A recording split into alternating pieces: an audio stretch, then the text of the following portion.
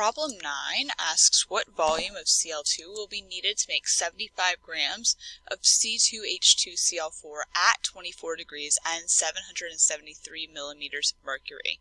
So this is not at STP, so we're going to need to use the ideal gas law. We will first solve for the number of moles of our desired substance, moles of Cl2, using stoichiometry, and then we'll take that number of moles and convert it to a volume using PV equals nRT. Since we're going to be doing stoichiometry, the first thing we need to do is balance our equation. And the only thing that I notice that's out of balance is actually the Cl's. So we have 2 on the reactant side and 4 on the product side. But fortunately, that can be fixed very easily by simply putting a 2 in front of Cl2. Then everything else is in balance, so I'll just fill in some 1's. Let's go ahead and start by doing our stoichiometry portion of our problem. So we'll start with the 75.0 grams of C2H2Cl4. And we will go ahead and take our grams to moles. 1 mole of C2H2Cl4. We can add up that molar mass. And that gives us about 167.8 grams per mole. Then we'll go ahead and do our mole-to-mole ratio. So our moles of C2H2Cl4 to our new moles, moles of Cl2. And then once we have that, we're going to have to stop, and that gives us our in value, which we'll then need to plug into the ideal gas law.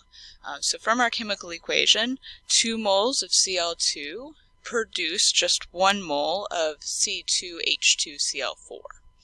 So we multiply all this out, we get 0.89392. Now this is our number of moles. So that is our value of our in our PV equals nRT. Now, we want to solve for volume, so PV equals nRT needs to be rearranged to solve for V. So we'll divide by P, we'll move it to the right hand side, and we get V equals nRT over P. Now we just need to substitute into this equation. We'll say V equals our number of moles, 0.89392. R is a constant, so 0.08206. That is in units of ATMs and liters in Kelvin. So now we've gotten to our value of T, and in the problem this is given in degrees Celsius, so we need to convert this into Kelvin before we plug it in. So T equals 24, and then we'll add 273 to get it to the Kelvin scale.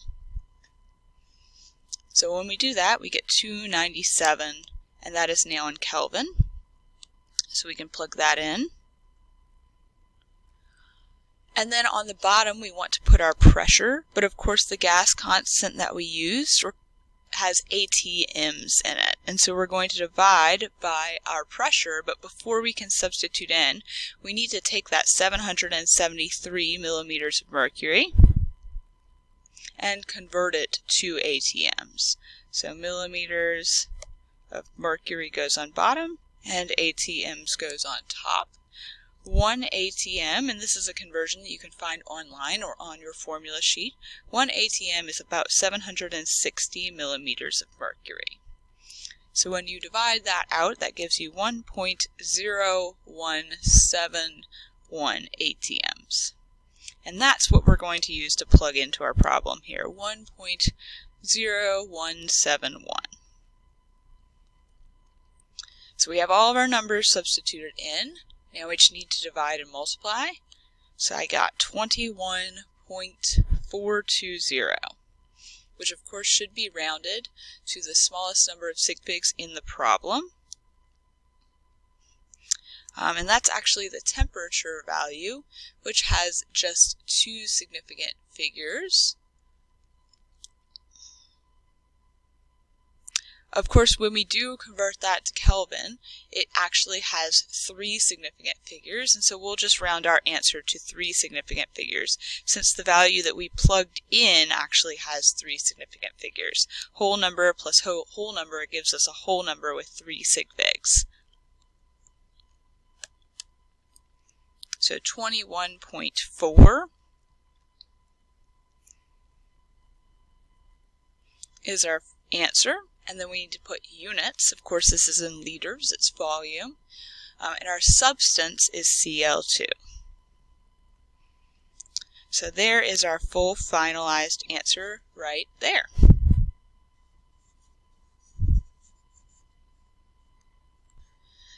Next, we have 10.3 grams of magnesium nitrate treated with 10.3 grams of water, and it's asking us what volume of ammonia gas can be produced.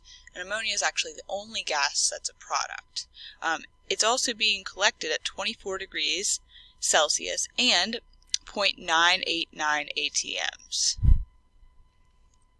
So in this problem, the only difference here is that this is a limiting reactant question. We have 2 given values, 10.3 grams and 10.3 grams of water. And so we're going to have to solve for both and then figure out which one produces less. So 10.3 grams of magnesium nitride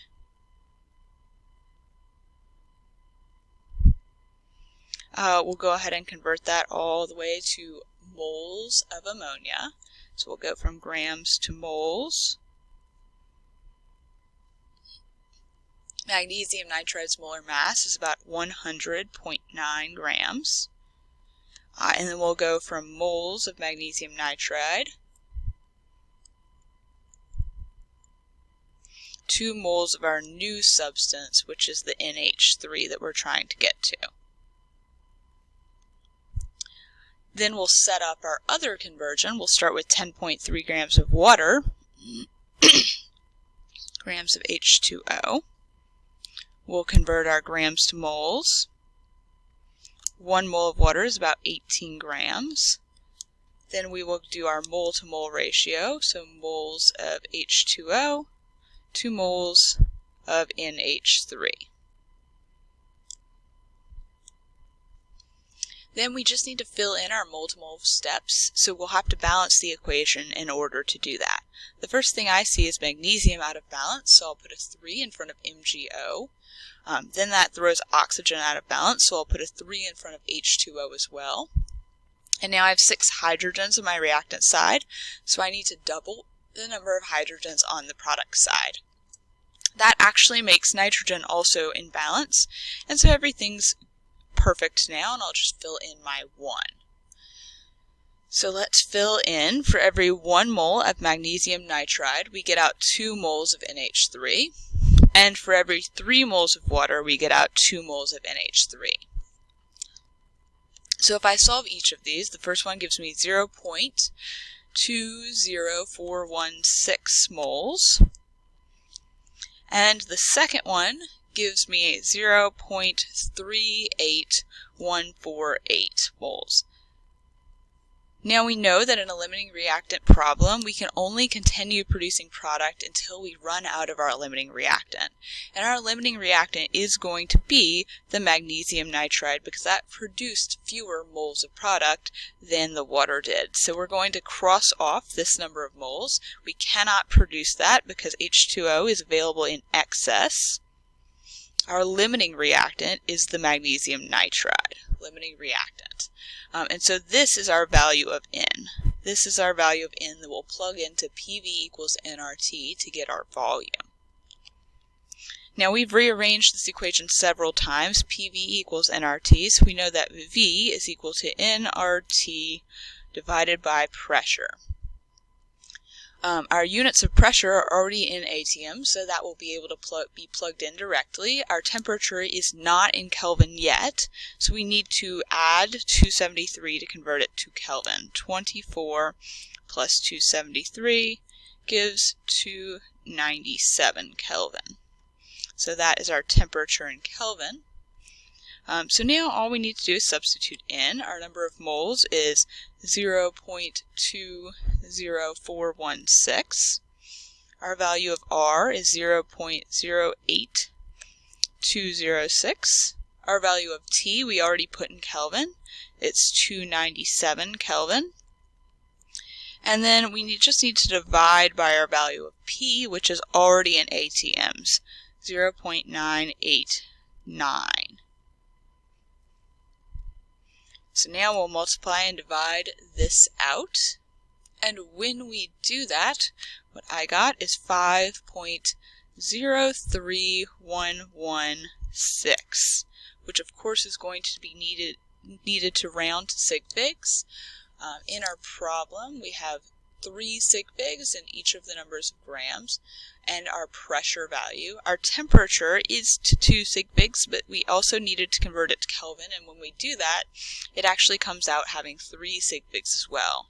So our answer is also going to round to 3 significant figures, so it should be 5.03. And of course, our units should be liters, and we are looking for liters of ammonia gas, so liters of NH3. And there we've rounded our answer, boxed it in, and this is the final answer.